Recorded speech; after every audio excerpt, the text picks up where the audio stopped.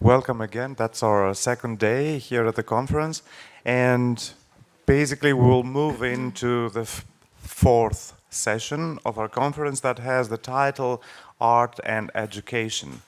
So allow me just to say a few words. The way at least I see it, obviously we're going to expand on that issue because it's a very, let's say, very interesting and a broad issue. When I have to think about, let's say, art and education, my mind goes to what happened actually during the 1990s, within the general art world context, meaning both artistic practices and curatorial practices that are actually now pretty much closely fused. And they took what's already known as a educational turn, an educational turn in curating, educational turn in artistic practices, in which all different discourses became media, the definite media for artists and curators.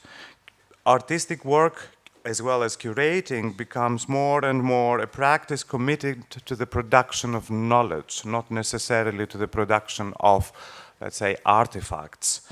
We now talk about exhibitions as laboratories, as workshops, and so on and so on. And in the meanwhile, we have also artists that propose alternative models of fusing art with education. They do also create, let's say, counter schools. There are many questions, of course, that relate to this issue. What does it mean to devise this kind of micro-practices of learning, either within formal educational institutions, being that the academia or the university, or museums and larger exhibition platforms? What are those self-organized pedagogies?